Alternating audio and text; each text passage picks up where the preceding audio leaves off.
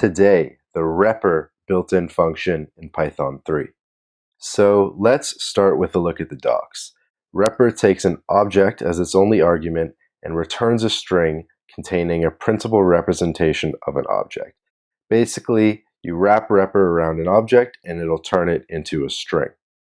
Now you might be thinking, what's the difference between repr and the string function?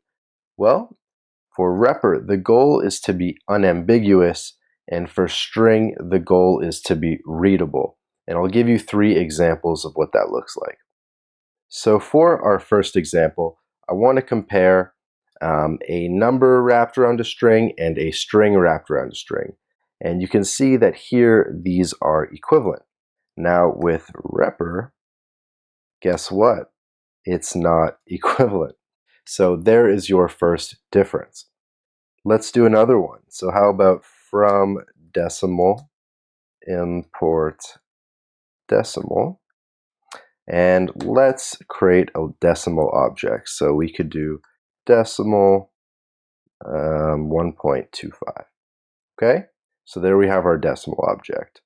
Well, if you were to wrap a string around this, you'll get 1.25. If you were to wrap a repr around this, you will get that full string. So there's that unambiguous representation we were talking about.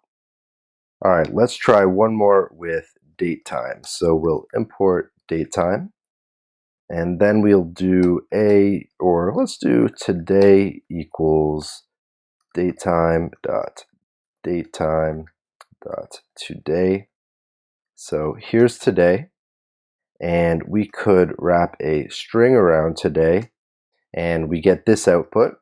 And if we wrap repr around today, then we get a different output that's kind of more true to what the object really was. Let's take this a step further with eval. So we remember from the docs that it talks a little bit about eval in here. So I'll show you what that looks like. So I'll clean this up. We still have our today. And if we did eval string today, we're going to get errors. But if we did eval repr today, that's going to work successfully. So if you're going to need to evaluate expressions, if you're using the eval function, I highly suggest you use repr and not string. So there you have it, 3 examples with the repr function. Thanks for watching.